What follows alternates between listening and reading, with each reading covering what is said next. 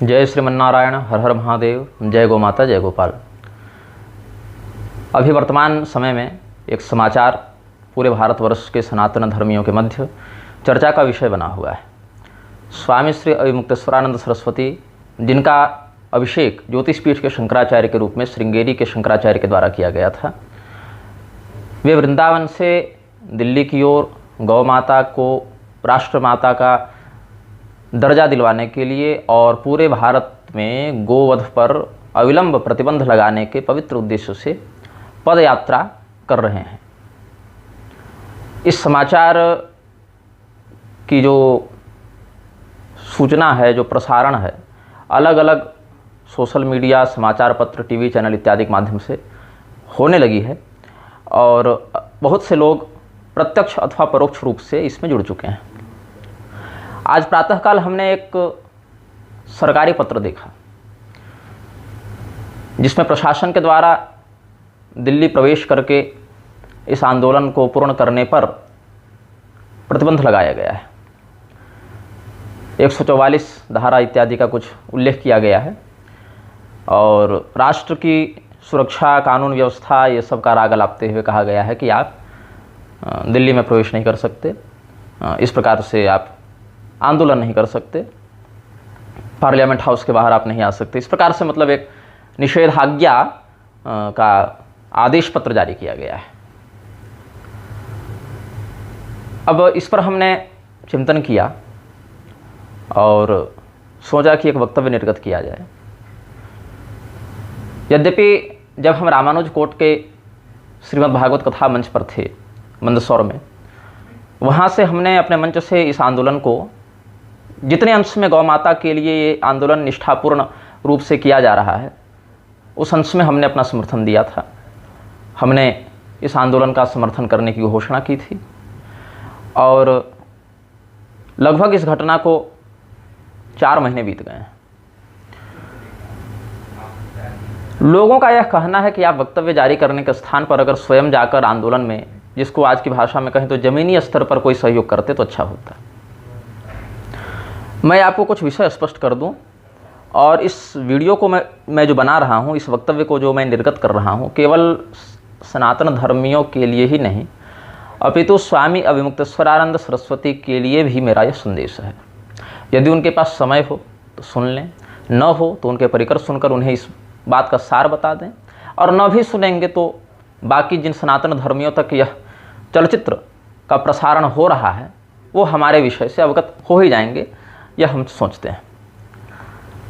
स्वामी अविमुक्तेश्वरानंद सरस्वती पदयात्रा कर रहे हैं, पैरों में छाले पड़ गए हैं, स्वाभाविक भी है, शारीरिक रूप से संघर्ष कर ही रहे हैं, कष्ट हो ही रहा है और अपेक्षित सहयोग भी नहीं मिल रहा है, यह भी कोई छिपा हुआ तथ्य नहीं है। अपेक्षित सहयोग का नितांत अभाव इस आंदोलन को क्षीण कर रहा है। अब लोग कहते हैं कि आप स्वयं ऐसे आंदोलनों में क्यों नहीं जाते। देखिए, बात ऐसी है, मैं ऐसे आंदोलनों में क्यों नहीं जाता। मैं वहाँ पर अगर जाऊँगा, आपके समान हमारे लाख चेले नहीं हैं जो मेरे साथ जाएंगे। आप सबों के लाख लाख चेले हैं, शिष्य हैं जो आपके पीछे चलने के लिए तैयार हैं, लेकिन मैं इतने लाख शिष्यों का गुरु नहीं हूँ। मैंने इन्हें दीक्षा नहीं दी है। हमारे कहने पर ये आएंगे या नहीं आएंगे, ये संदिग्ध विषय है। यद्वा जयेम यदिवानो जयेयुः की स्थिति यहाँ पर है। और आंदोलन में अगर व्यक्तिगत रूप से जाओ तो हैसियत क्या होगी। आप वहाँ पर नेतृत्व करेंगे या किसी अन्य के नेतृत्व के अंतर्गत कार्य करेंगे, इस पर देखा जाए। यदि आपके अंतर्गत हम कार्य करते हैं या आपके नेतृत्व के अंतर्गत हम कार्य करते हैं, तो इसमें एक समस्या यह है, आप जिस प्रकार से ये आंदोलन कर रहे हैं, जिन लोगों से आपको यह आशा है, अपेक्षा है कि वो आपकी बात को सुनेंगे और आपके अनुकूल कानून बनाएंगे, आपके अनुकूल निर्णय देंगे, उन लोगों पर हमारी आस्था नहीं है। आपके इस प्रणाली पर ही हमारी आस्था नहीं है। इसीलिए आप जिन लोगों के पास इस बात की याचना कर रहे हैं कि आप गोवध के विरुद्ध कोई ठोस कदम सरकारी स्तर पर उठाएं, उन लोगों पर हमारी आस्था नहीं है, तो आपके नेतृत्व के नीचे हम कार्य नहीं कर पाएंगे। और यदि हम यह कहें कि आपको हमारे नेतृत्व के नीचे कार्य करना होगा, हम ही इस आंदोलन के नेतृत्वकर्ता बन जाएं या ऐसे आंदोलनों के नेतृत्वकर्ता बन जाएं, तो समस्या क्या है कि हमारी जो कार्य प्रणाली है, हमारी जो कार्यशैली है, जिस कार्यशैली से हम अपेक्षित परिणाम के प्रति आशान्वित तो होकर देखते हैं, उस कार्यशैली पर आपकी निष्ठा नहीं है या आपके अनुयायियों का साहस नहीं है। दोनों बातें हैं।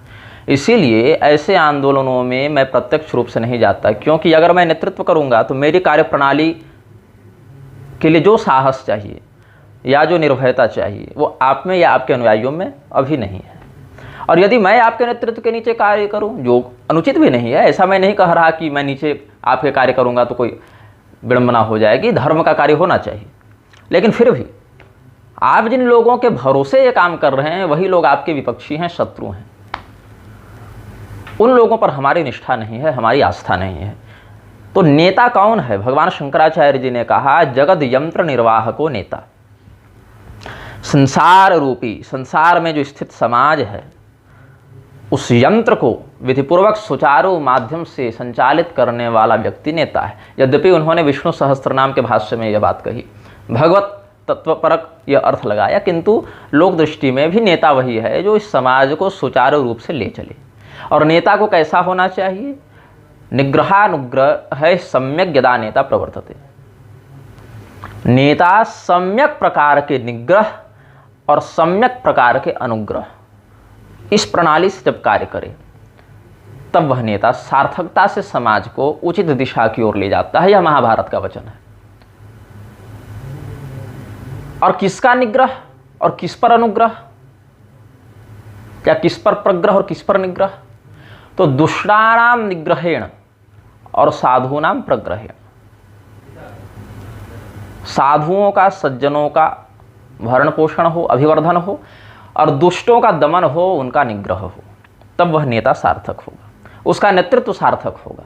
किंतु जिन लोगों से यह अपेक्षा आप लगाए हैं कि गौ माता के सम्मान के लिए, उनकी सुरक्षा के लिए वो कुछ ठोस कार्य करेंगे, उन लोगों में ऐसे नेतृत्व का गुण हम नहीं देख पाते। शासन आपकी बात क्यों नहीं मान रहा है? इस पर जब हमने चिंतन किया, आप शासन से बार बार कह रहे हैं, आप नहीं, आपके गुरु ने कहा, उनके गुरु ने कहा, वही कई वर्षों से बहुत लोगों ने कहा, बहुत प्रकार के धरना दिए गए, बहुत प्रकार के आंदोलन किए गए, बहुत प्रकार के अनशन किए गए। शासन आपकी बात क्यों नहीं मान रहा? पार्टी की बात मैं नहीं कर रहा, प्रणाली की बात कर रहा हूं। आज भाजपा है, कल कांग्रेस थी, परसों भाजपा हो सकती है, कांग्रेस हो सकती है, कोई भी हो सकती है। बात इस व्यवस्था की है, बात इस मानसिकता की है। जब गोरक्षा का आंदोलन स्वामी करपात्री जी ने किया था, भाजपा की सरकार नहीं थी। जब आप ये आंदोलन कर रहे हैं, कांग्रेस की सरकार नहीं है, लेकिन गौ माता न तब सुरक्षित थी, न गौ माता आज सुरक्षित हैं। गो हत्या के विरुद्ध आंदोलन करने वाले संतों के विरुद्ध शासन तंत्र ने उस समय भी अपना दमन चक्र चलाया था, आज भी चला रहा है। तो क्यों शासन आपकी बात क्यों नहीं मान रहा? या शासन के रूप में जो लोग अपने आप को प्रस्तुत कर रहे हैं, शासक तो मैं मानता नहीं, उनको मैं आक्रामकता मानता हूँ, माफिया मानता हूं, political mafia, judicial mafia, administrative mafia, यही मैं समझता हूं उन्हें। तो आपके प्रति उनकी बात सानुकूल क्यों नहीं हो पा रही? इसके 3 प्रधान कारण हम समझते हैं। शासन आपकी बात तब मानेगा जब या तो वह आपके प्रति आस्था रखे, आपके प्रति उसका कोई लोभ हो, या आपसे वह भयभीत हो। कैसे? यदि शासन में बैठा व्यक्ति या स्वयं को शासक के रूप में प्रस्तुत करने वाला व्यक्ति आपके प्रति आस्थावान होगा, तो यह कहेगा कि ये हमारे आदर्श हैं, हमारे पूजनीय हैं, इनका यह संकल्प पवित्र है, और हमारे शासन में यह जो काम हो रहा है ये गड़बड़ है, ये अनुचित है, ये अधर्म है। हमारे आदर्श गुरुजनों का यह निर्देश है, यह आदेश है कि इस बात को बंद किया जाए, इसको ऐसे परिवर्तित किया जाए, और हमारा कर्तव्य है कि उनकी उन बातों का हम समादर करते हुए उनके आदेश के अनुसार ये कार्य करें। ये आस्था का लक्षण है। हमारे भीतर ये त्रुटि है, हमारे आदर्श ने इस त्रुटि को इस प्रकार से दूर करने का हमें निर्देश दिया है, और यह हमारा कर्तव्य है कि उनके उस आदेश का हम समादर करते हुए पालन करें। तो शासन तंत्र आप में आस्था नहीं रखता, क्योंकि शासन तंत्र के लिए शंकराचार्य एक शब्द मात्र है, एक ऐसा पद है जिसको जब चाहे वो बना सकता है और जब चाहे वो मिटा सकता है। ऐसी धारणा शासन तंत्र के मन में है। यही कारण है किसी भी व्यक्ति को शंकराचार्य की उपाधि दे देना, और अगर मान्य आमनाय पीठ का शंकराचार्य न घोषित कर सको तो नकली पीठ बनाकर उसको शंकराचार्य की उपाधि दे देना शासन तंत्र के लिए मनोरंजन का एक विषय बन गया है, चाहे पार्टी किसी की भी हो। लालू यादव ने भी नकली शंकराचार्य बनाए, मायावती ने भी बनाए, कांग्रेस ने भी बनाए, भाजपा ने भी बनाए। भाजपा वाले थोड़े अधिक हैं संख्या में, बाकियों के थोड़े कम हैं, लेकिन बनाए सबने। तात्पर्य यह है कि जिस भी दल को सत्ता का स्वाद मिला उसने यह अवश्य प्रयास किया कि धर्माधिकारियों की नियुक्ति हम स्वयं करें, और धर्माधिकारियों को क्या करना चाहिए इसका नियंत्रण भी हमारे पास हो। और अगर कोई उचित धर्माधिकारी हमारे नियंत्रण में न आ रहा हो तो अपने दास को, अपने गुलाम को ही धर्माधिकारी के रूप में हम प्रस्तुत कर दें, ये बात है। तो शासन तंत्र आप में आस्था नहीं रखता, शासन तंत्र से जो लोग जुड़े हुए हैं वो आप में आस्था नहीं रखते। यही कारण है कि पुरी के शंकराचार्य जी ने जब शासन तंत्र को खुली चुनौती दी तो स्वयं को हिंदू कहने वाले ही बहुत से लोगों ने शासन तंत्र की चापलूसी में यह मांग करने की उद्घोषणा की, यह दुस्साहस किया कि पुरी के शंकराचार्य को गिरफ्तार कर लिया जाए। ये दुर्भावना तक लोगों में व्याप्त हो गई। अस्तु, अब दूसरा, विनयन मानत जलधि जड़ गए 3 दिन बीत, बोले राम सकोप तब भय बिन होय न प्रीत। गोस्वामी जी की पंक्तियां, मानस जी की पवित्र पंक्तियां हम उद्धृत करते हैं। भगवान श्री रामचंद्र जी सर्वसमर्थ परमात्मा हैं, इसमें कोई संदेह नहीं। भगवान ने लोक मर्यादा की रक्षा करने के लिए समुद्र को अपना पूर्वज तुल्य समझते हुए, चूंकि सगर पुत्रों के द्वारा वर्तमान प्रारूप में उत्खनन हुआ था उनका, तो एक प्रकार से अपना पूर्वज समझते हुए उन्होंने जो विनय का व्यवहार किया, उस विनय की महत्ता न समझने के कारण 3 दिनों तक समुद्रदेव ने श्री रामचंद्र जी के उस कथन की अवमानना की।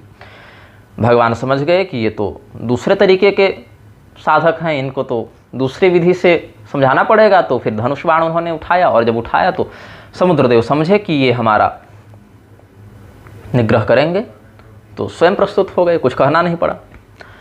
तो शासन तंत्र में यदि आपका भय नहीं होगा तो आपकी बात नहीं मानेगा। आस्था नहीं है ना, तो भय हो, अथवा लोभ हो, वोट बैंक का लोभ कि अगर हम इनकी बात नहीं मानेंगे तो हमें यह क्षति होगी, हम अगर इनकी बात नहीं मानेंगे तो हमारी सत्ता हमारे हाथ से चली जाएगी। लेकिन इसमें भी एक समस्या है कि यदि वो लोभ से आपकी बात मानता है तो कल को आपसे अधिक लोभ कोई और दे दे तो उसकी बात मानेगा। आपके पास 10,000 लोगों का वोट बैंक है, कल को कोई 20,000 वोट बैंक उसको दिखा दे तो उसके पक्ष में वो चला जाएगा। वस्तुतः विशुद्ध कार्य तो तब होगा जब आस्था हो आपके अंदर, आपके कर्तव्य, आपके आदेश के पालन में स्वयं का कर्तव्य वह देखे, लेकिन ऐसा नहीं हो रहा।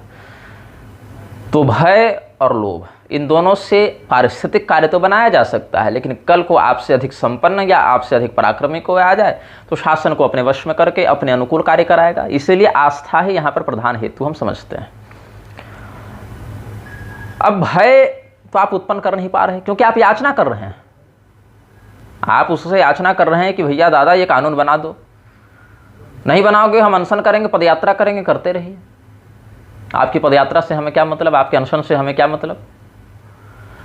अथवा यदि हम बात करें यहाँ पर लोभ की, कि इनकी बात नहीं मानेंगे तो हमारा वोट प्रभावित होगा, हमारी सत्ता चली जाएगी, तो ये बताइए, आपको शंकराचार्य के रूप में भारत की आधी जनता मानती है, आधी नहीं मानती है। पूरी पीठ के पक्षधर नहीं मानते हैं, श्रृंगेरी वाले मानते हैं, द्वारका वाले मानते हैं, लेकिन बहुत से विषयों में आपका और द्वारिका पीठाधीश्वर का मतभेद होता रहता है, तो उसमें भी पक्षापक्ष की बात बन जाती है। क्योंकि आपके ही गुरु भाई की विशेष नज़दीकियाँ आजकल सत्ताधारी दल से कुछ विशेष देखने को मिल रही हैं। श्रृंगेरी वालों की नीति सत्तारूढ़ दल के सानुकूल चलने की है, ऐसा पूरी शंकराचार्य जी दावा कर ही चुके हैं। उनका व्यवहार भी ऐसा देखने को मिलता है कई मामलों में। तो स्वामी करपात्री जी ने जब आंदोलन किया था तो आर्य समाज तक से उन्होंने समर्थन ले लिया, ये उनकी नीति कुशलता थी। तमाम विषयों में, बहुत से विषयों में सैद्धांतिक मतभेद होने के बाद भी उन्होंने कहा कि गौ माता की रक्षा करने के लिए प्रत्येक व्यक्ति को आगे आना चाहिए, चाहे वो किसी भी मान्य अथवा अमान्य संप्रदाय का व्यक्ति हो। आर्य समाज तक से समर्थन लेने की नीति कुशलता उनमें थी। लेकिन परिणाम क्या हुआ, या उस आंदोलन में जिन लोगों ने आर्थिक सहयोग दिया, ऐसे डालमिया इत्यादि के विरुद्ध शासन ने जो नीतियां बनाई या शासन ने जो दमन किया, उनका इसका परिणाम क्या हुआ? इंदिरा गांधी के द्वारा जिस सरकार के द्वारा गोली चलाई गई संतों पर, गोली चलाने के लिए क्या अंग्रेज आए थे, कि फ्रांसीसी आए थे, कि मुगल आए थे, यवन आए थे, कि चीन और तिब्बत के लोग आए थे, बौद्ध आए थे, कि जैन आए थे, क्या आए थे? एक ऐसी टोली, सशस्त्र टोली, जिसको आप पुलिस कहते हैं, ऐसी सशस्त्र टोली जिसको वेतन आपके दिए गए टैक्स से मिल रहा है और जिसके अधिकांश सदस्य 100 में से 90-95 लोग हिंदू ही स्वयं को मानते हैं, घर में पूजा पाठ ही करते होंगे, उन लोगों के द्वारा आप पर गोली चलवाई गई। हिंदू की जो व्यवस्था है, मतलब हिंदू का जो आंदोलन है, उसको कुचलने के लिए हिंदुओं को ही खड़ा किया गया। इंदिरा गांधी गोली खाकर मरी, लेकिन वो गोली अगर स्वामी करपात्री जी के किसी शिष्य के हाथ से निकली होती, उसकी बंदूक से निकली होती और ये बोलकर निकली होती कि तुमने गोवध के विरुद्ध कानून नहीं लाया इसीलिए मार रहा हूं, ये होता है शासन के भीतर भय। लेकिन जिनकी सत्ता कुछ नहीं थी, जो सैद्धांतिक नैतिक धरातल पर भी उचित नहीं थे, ऐसे लोगों ने केवल अमृतसर में गोल्डन टेम्पल में तुमने कैसे घुसवा दिया, भले आतंकवादी घुसे थे वहां, लेकिन उन आतंकवादियों में इतनी निष्ठा थी कि तुमने घुसा दिया तो हम तुमको गोली मार देंगे। लेकिन आज के हिंदू सैकड़ों की संख्या में तीर्थ विध्वंस किए जा रहे हैं, मंदिर तोड़े जा रहे हैं, लेकिन इन नीच कुल कलंकों को, बेशर्मों को ये लज्जा नहीं आती कि शासन के विरुद्ध खड़े हो सकें। उल्टे ये हर हर महादेव के स्थान पर हर हर मोदी के नारे लगा रहे हैं। ऐसे नपुंसक समाज का नेतृत्व आप जीवन में नहीं कर सकते हैं, जिसको अपने शत्रु, अपने मित्र, अपने तटस्थ का बोध नहीं हो, अपने हानि लाभ हिताहित का जिसको बोध नहीं हो। 10 साल पहले 11 मूर्खों ने मिलकर जिस श्मशान होली की परंपरा के नाम पर जो उपद्रव चालू किया, आज इन मूर्खों के कारण 5 लाख लोग वहां पर जाकर प्रेत बने घूमते हैं, उसको काशी की परंपरा का नाम देते हैं। और काशी में जो शास्त्रीय पौराणिक मंदिर टूट रहे थे, आप भी उसके विरुद्ध खड़े हुए, हम भी खड़े हुए। आपके पास लोग अधिक थे इसीलिए आपका आंदोलन थोड़ा प्रसिद्ध हुआ, हमारा नहीं हुआ। लेकिन जिसके पास जितना सामर्थ्य उस समय था, अपने मन वचन कर्म से उसने किया। पक्ष हमारा धर्म के साथ था, ये मैं कह सकता हूं। लेकिन तब ये हिंदू की 5 लाख की भीड़ वहां खड़ी नहीं हुई उन मंदिरों को बचाने के लिए। जो वृंदावन में चप्पल जूते चला रहे हैं होली के नाम पर लोग, विश्वनाथ जी के बाहर चप्पल जूते चला रहे हैं, ये मूर्ख नालायक कुलकलंक उस समय खड़े नहीं हुए कि तुम हमारे देवालयों को कैसे तोड़ रहे हो, जबकि एक आतंकवादी संस्था के विरुद्ध दमन करने के कारण इंदिरा गांधी को उसी के अंगरक्षक ने गोली मार दी। ये इस भारत का लिखित इतिहास है। उस समय के घटना के लोग अभी जीवित हैं, कोई पीढ़ी बदल नहीं गई बहुत अधिक। शासन के हृदय में आपके प्रति भय नहीं है। आपकी संख्या अधिक हो सकती है फॉर्म में हिंदू लिखने के समय, लेकिन यही कारण है कि एक साजिद के शव यात्रा में, बदायूं कांड में, उसकी शव यात्रा में, उसके जनाजे में 30,000 लोग खड़े हो जाते हैं। वो 30,000 हिंदू नहीं खड़े हो सकते आपके साथ गो हत्या के विरुद्ध आंदोलन करने में। तो आप ऐसे नपुंसक समाज से क्या अपेक्षा रखते हैं? मैं स्वामी अविमुक्तेश्वरानंद सरस्वती जी से पूछता हूँ या उनके समर्थकों से पूछता हूँ। यही कारण है कि मैं नहीं जाता ऐसे आंदोलनों में, क्योंकि अगर मैं कहूँगा कि आप अपने स्वतंत्र अधिकार को समझिए, आप उसके सामने याचक बनकर प्रस्तुत होंगे तो अगला आपके माथे पर ही तांडव करेगा।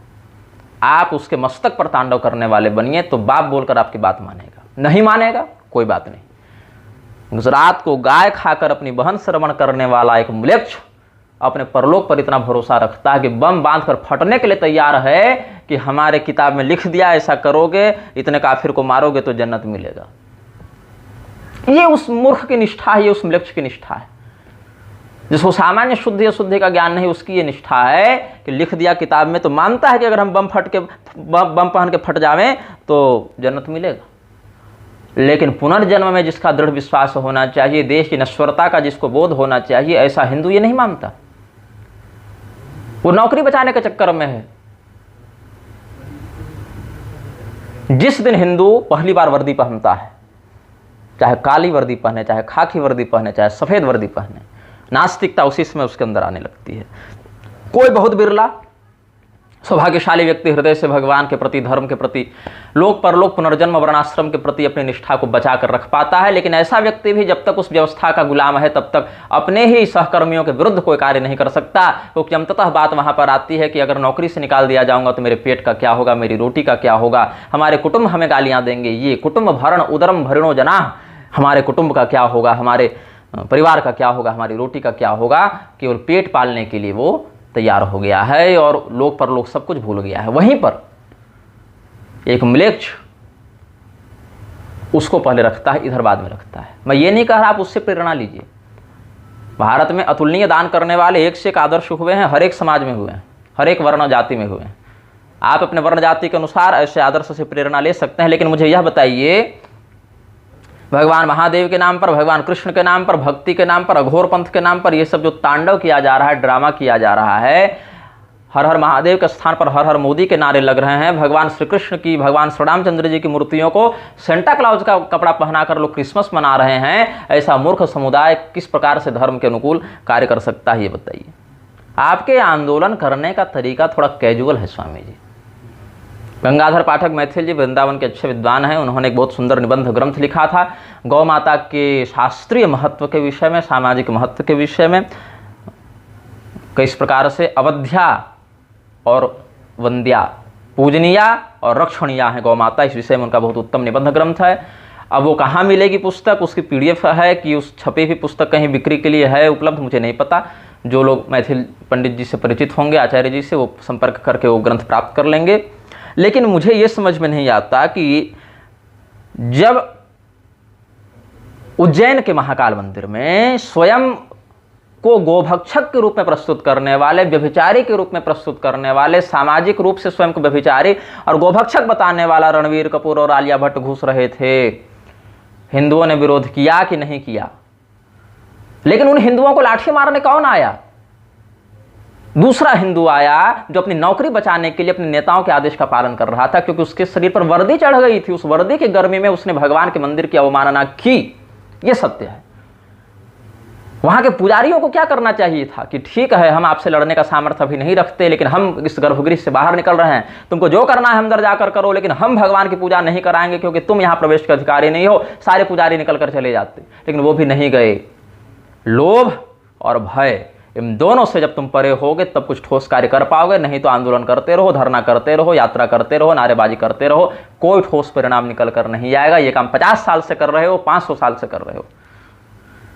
राजा परीक्षित ने जब देखा कि कलयुग गोमिथुन पर आक्रमण कर रहा है, तलवार निकाल ली उन्होंने कि तुम्हारा वध कर दूंगा। क्या वो तलवार दोबारा निकली इस देश में लोकतंत्र के रहते हुए?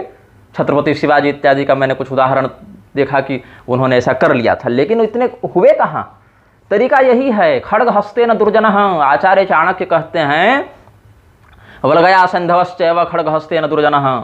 घोड़े को अगर वश में करना है तो लगाम लगानी पड़ेगी, दुर्जन को वश में करना है तो शस्त्र धारण करना पड़ेगा, खड्ग धारण करना पड़ेगा। ये बात है।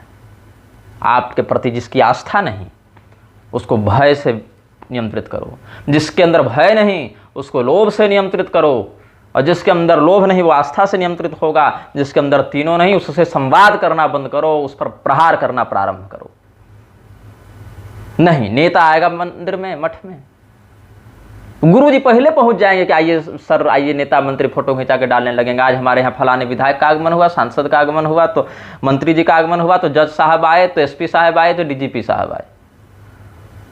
आप निकलिए अपने मठ से बाहर और दरवाजे पर, सिंह द्वार पर खड़े होकर सिंह गर्जना कीजिए कि तू होगा कहीं का न्यायाधीश या SP DSP या प्रधानमंत्री, मुख्यमंत्री, राज्यपाल, हमें मतलब नहीं, ये तुम्हारा घर नहीं, ये भगवान का घर है, ये मठ है हमारा, और इस मठ की मर्यादा की सुरक्षा का उत्तरदायित्व तो हमारे गुरु ने हमें सौंपा है। तो बताओ, क्या तुम गोहत्यारे हो, क्या तुम भ्रूण हत्यारे हो, क्या तुम व्यभिचारी हो, बलात्कारी हो? अगर हो तो इस दरवाजे से बाहर लौट जा, और अगर फिर भी तुम हमारी अवमानना करके अंदर प्रवेश करते हो तो यहां से तुम नहीं बाहर जाओगे, तुम्हारी लाश बाहर जाएगी। मस्तक काट कर मठ के दरवाजे पर टांग दिया जाए, शूट एट साइट। हमारे मठ के धर्म अनुसार मर्यादा का जो विध्वंस करने के लिए अंदर प्रवेश करेगा, ऐसा दुराचारी वध्य है। ऐसी उद्घोषणा जिस दिन आप करना प्रारंभ करेंगे और क्रियान्वयन करना प्रारंभ करेंगे, उस दिन माँ बाप बोलकर शासन आपके आगे झुकेगा। और अगर नहीं ऐसा कर सकते हैं तो राम भक्त बनकर जाइएगा, मुलायम सिंह किसी हिंदू को खड़ा करेगा और गोली चलवाएगा। आप जाइए वहाँ पर, कांग्रेस की सरकार रहेगी, इंदिरा गांधी आप पर गोली चलवाएगी, करपात्री स्वामी के साथ जाएंगे तो आप उज्जैन में मंदिर की मर्यादा तोड़ने पर रोकिएगा लोगों को, वही हिंदू को खड़ा करके आप पर लाठी चलवाएगी भाजपा की सरकार, चाहे किसी भी पार्टी की सरकार हो। आप धर्म के अनुसार कार्य करेंगे, अधर्मी को रोकेंगे, तो आप अधर्मी को रोकेंगे तो उसका बड़ा अधर्मी आपको रोकने आएगा। इसीलिए उसका विरोध करना छोड़कर प्रधान दमन चक्रकारी का विरोध कीजिए, प्रधान मल्ल निवर्हण न्याय का प्रयोग कीजिए, उसको पटकिएगा, ये नीचे वाले स्वयं पटक में आ जाएंगे। जिस दिन मुलायम सिंह यादव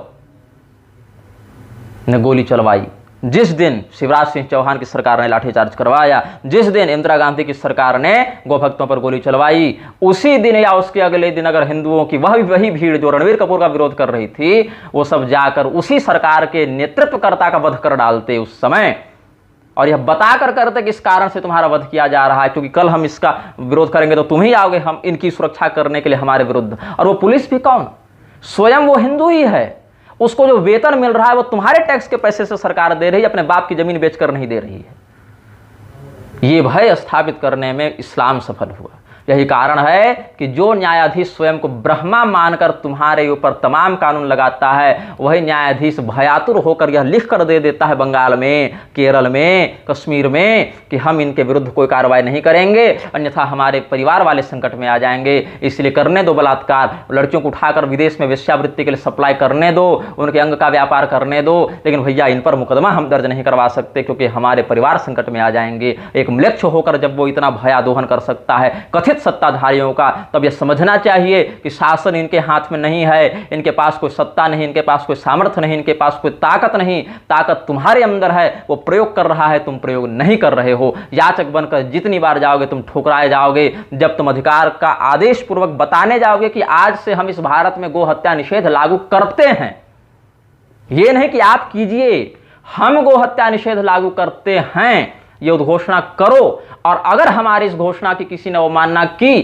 तो हम उसको मस्तक विहीन कर डालेंगे, ये उद्घोषणा करते हैं। और इसके उदाहरण के लिए पहले तुम्हारा मस्तक काटते हैं मूर्ख, क्योंकि तुमने बीफ कंपनियों से, गोहत्या करने वाली कंपनियों से चंदा लिया है। जो व्यक्ति स्वयं को गोरक्षक के रूप में प्रस्तुत करे, तुम मांगने किसके पास जा रहे हो अधिकार? उस व्यक्ति के पास, उस नरेंद्र मोदी के पास जो कहता है गोरक्षक गुंडे हैं, उस अमित शाह के पास जो कह रहा है कि इस देश में गोहत्या पर रोक नहीं लगेगी, और ये को मैं कमरे के स्टिंग ऑपरेशन की बात तो कर नहीं रहा, ऑन रिकॉर्ड बयान है सभी लोगों के। वह पार्टी जो किरण रिजिजू, क्या नाम है उसका, किरण रिजिजू ऐसा ही कुछ नाम है ना, उसने कहा कि गोमांस खाना मेरा अधिकार है, उसको नहीं निष्कासित किया। नूपुर शर्मा को निष्कासित करने में ये पहले आगे आ गए, और वो भी नूपुर शर्मा पूर्व पक्ष बनकर नहीं, शिवलिंग के अपमान पर उत्तर पक्ष होकर प्रत्युत्तर दे रही थी, उसको निष्कासित के पहले कर दिए। लेकिन किरण रिजिजू को ये निष्कासित नहीं कर सके। जो भगवान श्री रामचंद्र जी, सीता मैया को गाली देते आए, ऐसे नेताओं को अपने पार्टी में सम्मिलित कर रहे हैं। जिस अंबेडकर का चित्र प्रसारित किया गया भगवान श्री रामचंद्र जी के ऊपर कोड़ा बरसाते हुए, श्री कृष्ण भगवान के ऊपर कोड़ा बरसाते हुए, उसको ये लोग प्रातस्मरण ही बताता है। ये लोग बताते हैं और कहते हैं बाबा साहब के सिद्धांत पर हम काम करेंगे, सामाजिक न्याय बाबा साहब के सिद्धांत पर हम चला रहे हैं। ये अरे भगवान श्री रामचंद्र जी स्वपक्षादि न्यायदर्शी कहलाते हैं, कुत्ते और पक्षी तक के साथ उन्होंने अन्याय नहीं होने दिया। क्या ऐसे भगवान का आदर्श जो है वो सामाजिक न्याय के विरुद्ध जा रहा था तुम्हारे लिए? भगवान श्री रामचंद्र जी के आदर्शों पर चलने का दावा करती है ये सरकार। गणेश्वर शास्त्री द्रविड़ जी को, जो जिन निर्लज्जों ने पीएमओ से चिट्ठी लिखी थी आभार व्यक्त करने के नाम पर, विप्रधेनु सुर संतहित लिन्ह मनुज अवतार, भगवान श्री रामचंद्र जी का नाम तब लागू हो गया जब वोट बैंक से इनको चुनाव जीतना है। अधूरे मंदिर में प्रतिष्ठा हो गई। लेकिन भगवान श्री रामचंद्र जी वर्णाश्रम के लिए क्या विचार रखते थे, गौ माता के लिए वेद सम्मत मर्यादा के लिए क्या विचार रखते थे, इस पर कभी ध्यान नहीं गया इन लोगों का। भगवान श्री रामचंद्र जी का मंदिर अधूरा बन गया। अभी भी बयान दिए जा रहे हैं कि रामनवमी को सूर्यदेव अभिषेक नहीं कर पाएंगे अपनी मंगल किरणों से, क्योंकि मंदिर पूरा नहीं हुआ। प्रतिष्ठा पहले हो गई, क्योंकि फिर आचार संहिता लग जाती ना। 2014 का चुनाव भाजपा ने अपनी काबिलियत से नहीं जीता। नरेंद्र मोदी अच्छा नेता है इसीलिए नहीं ये चुनाव जीता गया, कांग्रेस की विफलताओं के कारण भाजपा ने पहला चुनाव जीता। दूसरा चुनाव पुलवामा इत्यादि कांड के कारण जीता। लेकिन इन निर्लज्जों को तब शर्म नहीं आई जब पुलवामा का नाम लेकर तुम चुनाव जीत रहे हो और ऊपर से उसी पाकिस्तान से फिर तुम चंदा ले रहे हो। यहां समर्थक आपस में लड़े जा रहे हैं कांग्रेस और भाजपा के नाम पर, और सपा और मायावती, मुलायम और ये ममता के नाम पर हिंदू आपस में एक दूसरे को मार रहा है, काट रहा है, लड़े जा रहा है, और तुम चंदा बटोरे जा रहे हो गोर भक्षकों से और पाकिस्तान से, और स्वयं को दिखा रहे हो हम देशभक्त हैं। और 2024 का चुनाव श्री रामचंद्र जी को तराजू पर रखकर इन्होंने जीतने का षड्यंत्र किया है, और यह हर पार्टी करती है अपने समय के अनुसार। मैंने पहले भी कहा, दो प्रकार की वेश्याएं होती हैं, एक जो अपने दरवाजे पर बोर्ड टांग कर अपना रेट फिक्स करती हैं, और दूसरी जो कमरे में एक सीक्रेट ग्रुप बनाकर करती हैं। बाहर के लोग समझते हैं पतिव्रता है, अंदर से कुछ और बात होती है। एक का नाम भाजपा है, एक का नाम कांग्रेस है, एक का अधर्म प्रत्यक्ष है, एक का अधर्म अप्रत्यक्ष है, इतना ही विषय है। शास्त्र के लिए दोनों अधर्मी ही है। जिसका अधर्म अप्रत्यक्ष है वो ज़्यादा खतरनाक है। और मैं तो पूर्व जन्म में भी और इस जन्म में भी राजतंत्र का प्रत्यक्ष समर्थक रहा हूँ। लोकतंत्र की वर्तमान व्यवस्था क्या है? आपको अपने कानूनों से नियंत्रित करके आपके कमाए पैसे को टैक्स के रूप में स्वयं लेना, और अपनी रक्षा करने के लिए एक संस्था बनाना, उसमें गुंडे भरना, उसको पुलिस नाम देना, और फिर आप ही को 10 लाठी मारना कि तुम अपने धर्म का पालन कैसे कर रहे हो। तुम विवाह कितनी उम्र में करोगे ये सरकार तय करेगी, तुम बच्चे कितने उत्पन्न करोगे ये सरकार तय करेगी, वो बच्चे क्या पढ़ेंगे ये सरकार तय करेगी, वो बच्चे कहाँ जन्म लेंगे, तुम घर में सामान्य प्रसव कराओगे तो जेल चले जाओगे, वो बच्चे कहाँ जन्म लेंगे ये सरकार तय करेगी, उन बच्चों को दवाइयाँ क्या इंजेक्शन वैक्सीन ठोके जाएंगे ये तुम्हारी सरकार तय करेगी। तो तुम जिंदा क्यों हो, मर जा किसी सरोवर में डूबकर।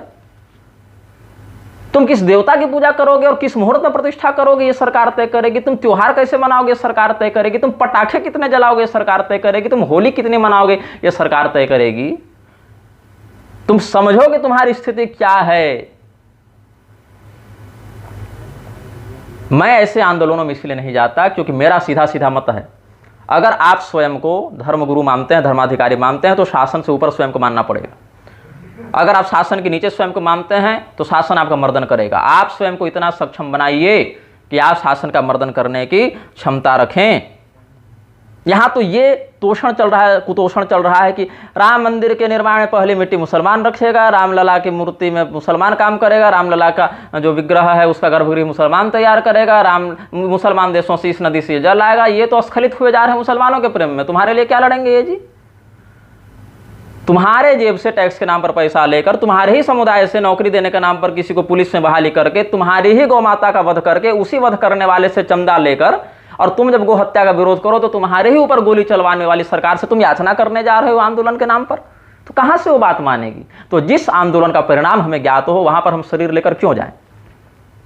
जिसकी विफलता हमें पहले से पता, हम क्यों जाएं? इसीलिए हमने कहा कि यदि मैं आपके नेतृत्व के नीचे काम करूंगा तो जिस व्यक्ति और जिस प्रणाली पर आपकी श्रद्धा है उस पर मेरी कोई श्रद्धा नहीं, और यदि आप हमारी प्रणाली से काम करेंगे तो वो कार्य करने का आपका साहस नहीं है, आप वो काम कर नहीं सकते। आप मुख से ऐसा बयान नहीं जारी करने का सामर्थ्य रखते हैं, जहां तक मैं अभी तक समझ रहा हूं। इस शरीर की नश्वरता का जिस दिन हस्ता मलकवत बोध हो जाएगा, क्योंकि यह बात मैंने इससे पहले कभी कही नहीं लेकिन पुनः कहता हूं, जाति स्मृत्व का मैं उद्घोष कर चुका हूं कि पिछले जन्म की कुछ स्मृतियां हैं मेरे पास, लेकिन यह दूसरी उद्घोषणा पुनः करता हूं कि इसी शरीर से अपनी चेतना को बाहर निकालने का और अंदर प्रविष्ट करने का भी एक अनुभव हमारा रहा है। यद्यपि वो मेरी इच्छा से नहीं हुआ था, मेरे इष्ट की इच्छा से हुआ था, उन्होंने वैसा कर दिया, लेकिन शरीर की नश्वरता का बोध हुआ हमें जब मैंने देखा मैं बाहर खड़ा हूं और मेरा शरीर यहां लेटा हुआ है। ये सामान्यतम श्रद्धा, सामान्यतम विश्वास होना चाहिए हिंदुओं के अंदर। इस शरीर की नश्वरता और परलोक के अस्तित्व पर दृढ़ विश्वास, ये अगर नहीं होगा तो सनातन धर्म के अनुकूल चलने की इच्छा रखने वाला कोई व्यक्ति इस प्रकार के किसी आंदोलन में सफल नहीं हो पाएगा। यहाँ तो नए नए देवताओं को पैदा किया जा रहा है, देवताओं के नाम को बदलकर नेताओं के नाम से चालीसा, आरती, मंदिर और जयघोष लगाए जा रहे हैं। पुलिस का काम था क्राइम को कंट्रोल करना, पुलिस क्राइम को ऑर्गेनाइज कर रही है। अनऑर्गेनाइज्ड सेक्टर का जो क्राइम है वो ऑर्गेनाइज्ड सेक्टर में पुलिस के माध्यम से प्रायोजित किया जा रहा है। वो एक वीडियो वायरल हुआ था ना किसी विश्वविद्यालय का, जहां एक लड़के ने पुलिस के सामने कहा कि ड्रग जो ले रहे हैं बच्चे, जब बच्चा डीलर तक पहुंच जा रहा है तो प्रशासन कैसे नहीं पहुंच रहा है? क्योंकि प्रशासन को हिस्सा मिल रहा है, सब जानते हैं, बोलता कोई नहीं है। प्रशासन क्यों है? न्यायपालिका क्यों है? संसद क्यों है? संसद इसीलिए है ताकि कुकर्म को वैध कैसे सिद्ध किया जाए इसका कानून बना दे। न्यायपालिका क्यों है? ताकि जब फैसला करने के लिए कोई बैठाया जा सके तो कुकर्म को सही सिद्ध करा के हम आगे बढ़ सकें। और प्रशासन क्यों है? ताकि क्राइम जो अनऑर्गेनाइज्ड है उसको ऑर्गेनाइज्ड करके, संगठित करके उससे हम राजस्व कमा सकें। प्रधान उद्देश्य यही है, लेकिन ऑन रिकॉर्ड नहीं है। ऑन रिकॉर्ड क्या है कि हम देश की रक्षा करने के लिए हैं, हम देश को न्याय दिलाने के लिए हैं, हम देश को सुरक्षित रखने के लिए, देश को व्यवस्थित रखने के लिए हैं। ये ऑन रिकॉर्ड बात है, ऑन पेपर बात है। और मुख्य कार्य वही कर रहे हैं जो इनके मालिक इनको कहते हैं, जो इनके आसुरी शक्तियाँ इनको कहती हैं। इसीलिए मैं बार बार कहता हूँ, in Indian democracy the leaders are not elected, they are selected. भारतीय वर्तमान लोकतंत्र प्रणाली में जो तुम्हारे नेता हैं, तुम्हारे शासक हैं, वो चयनित नहीं होते हैं, नियुक्त होते हैं। और इसमें पूरा का पूरा बढ़िया तमाशा होता है चुनाव आयोग नामक संस्था के नाम से। वो बैठा रखा है इन लोगों ने। जितने भी लोग भगवती गौमाता के प्रति आस्थावान हैं, विशुद्ध गौमाता के नस्ल की रक्षा करने के लिए कितना कार्य कर रहे हैं, गौ से प्राप्त होने वाले गव्य दूध दही घी का प्रयोग कितना कर रहे हैं, गौ माता के विरुद्ध जो लोग कार्य कर रहे हैं उसमें उनकी कितनी सक्रियता है उनको रोकने में, और शासन का क्या सहयोग मिल रहा है, इस पर चिंतन करने की बात है। जब तक शासन तंत्र आपके प्रति आस्थावान नहीं होगा तब तक यह आंदोलन सफल नहीं हो सकता। जब तक वह आपसे भयभीत नहीं होगा तब तक यह आंदोलन सफल नहीं हो सकता। अथवा जब तक उसके मन में यह लोभ न हो कि अगर हमने इनकी बात नहीं मानी तो हमारी यह हानि है, तब तक आपका कोई कार्य वह नहीं करेगा। यहाँ लोभ तो है ही नहीं शासन को। वो तो जान रहा है कि ये हिंदू ऐसा है कि अगर हमने कहा कि अधूरे मंदिर में ही प्रतिष्ठा हो सकती है, कोई बात नहीं, वो मानेगा इस विषय को।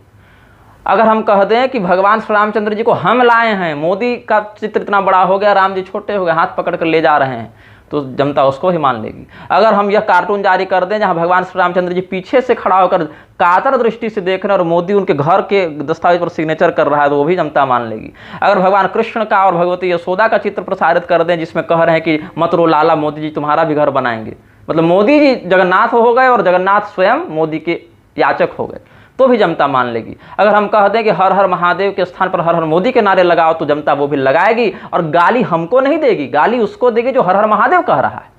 और महादेव के नाम पर क्या कर दें, महादेव के नाम पर मोदी हो गए, और असली महादेव के नाम पर श्मशान की होली करवा दो, सारे लोगों को प्रेत बना दो, ये लोग सब अघोरी बन जाते हैं, घर आके सब गृहस्थ बन जाते हैं, और होली खेलने के समय सब मसान में जाके अघोरी बन जाते हैं। इतने भयंकर नरपिशाचों से युक्त समुदाय में आप क्या करेंगे? आप या तो वैकल्पिक शासन का प्रबंध करें, जो कि भारत में एक अनिवार्य स्थिति है, और अगर आप नहीं करेंगे तो इस देश में जो ईसाई और मुसलमान बैठे हैं वो इसकी योजना में कई पीढ़ियों से कार्य कर रहे हैं, और आगे 10-20 वर्षों में वो यही करने वाले हैं। आज जो प्रशासन आपको गिरफ्तार करने आएगी ना, वही प्रशासन 10 जगह लाठी खाती है और गोली खाती है और रोते हुए जान बचाकर भागती है इस मुसलमान की उन्मादी भीड़ से। आशा अगर विश्वास नहीं तो किसी भी स्थान पर हुए दंगों के तुम वीडियो चित्र देख लो। जो हिंदू कोरोना के समय, लॉकडाउन के समय फूल बरसा रहे थे सैनिकों पर, और मुसलमानों की ओर से पत्थर मारे जा रहे थे सैनिकों पर, जब गिरफ्तार करने की बारी आती है तो नेता के द्वारा भेजा गया वो हिंदू अधिकारी पहले हिंदू को गिरफ्तार करने आता है, मुसलमान को छोड़ देता है। ये कटु सत्य है इस देश का। जब उस न्यायाधीश के हाथ पर कलम होती है जो स्वयं को न्यायाधीश बता रहा है, ऐसा कापुरुष, ऐसा नपुंसक हिंदू के विरोध में निर्णय देता है और मुसलमान के विरोध में निर्णय देने से पहले कहता है कि हमारे परिवार पर संकट हो जाएगा, हम कुछ नहीं लिख सकते इसमें, ये बात हो जाती है। अगर हिंदू के पक्ष में निर्णय दे भी दिया तो कहेगा कि मस्जिद के लिए 5 एकड़ जमीन उत्तर प्रदेश सरकार दे, और उत्तर प्रदेश सरकार को पूरी के शंकराचार्य जी ने सचेत किया था ऐसा मत करना, लेकिन सरकार के हाथ में स्वतंत्रता होने के बाद भी उस मूर्ख ने ऐसा नहीं किया, उसने जमीन दे दी। और वहां भी जाकर हिंदू माथा टेकेगा ये निश्चित है, वहां भी चंदा देगा ये निश्चित है, वहां तुम्हारे द्वारा वित्त पोषण किया जाएगा और उसके बाद फिर आतंकवादियों को प्रशिक्षण देकर इधर आक्रमण करवाया जाएगा। तुमने तो एक बसाया हेडक्वार्टर दे दिया उनको ना, एक किला बनाकर दे दिया ना, और कागजी तौर पर दे दिया। वो तुम यह भी नहीं कर सकते उसने अवैध कब्जा किया, तुमने स्वयं उसको लिखित रूप से एकदम मुहर मार कर दे दिया कि तुम्हारा हुआ, अब तू कर हमारा मर्डर। तो ऐसे आंदोलनों का हम समर्थन करते हैं गौमाता के नाम से, केवल कि गौमाता के लिए अगर व्यक्ति ने एक कदम भी बढ़ाया है तो उसका उस अंश में सम्मान है। लेकिन जहां तक प्रभावी रूप से बात है, तो जिसके प्रति जिस प्रणाली से आप आशान्वित होकर जा रहे हैं या जाते रहे हैं वो प्रणाली लागू हो ही नहीं सकती, क्योंकि अगला बीफ कंपनी से चंदा खा रहा है, और केवल वही नहीं खा रहा है, तमाम लोकतांत्रिक दल खा रहे हैं। इसीलिए वर्तमान लोकतंत्र में तो इसका समाधान संभव ही नहीं है। अगर अस्थायी रूप से 2, 4, 5, 10 वर्षों के लिए कोई कानून बना भी दिया जाए तो एक पीढ़ी के बाद जो जनसंख्या का विषम असंतुलन होने वाला है उसमें सब मटिया मेट हो जाएगा। ये व्यवस्था हमारे स्पष्ट दृष्टिकोण में आ रही है। इसको क्रियान्वयन होने में, आप तक ये बात समझ में आने में हो सकता है 1-2 पीढ़ी और लग जाए, लेकिन मैं अपनी दृष्टि से जो मैं इतिहास को देख रहा हूँ और जो भविष्य को देख रहा हूँ, ये बात ऐसी ही है। श्रीमन्नारायण, हर हर महादेव, नमश्चंडिकाय, जय गौ माता, जय गोपाल।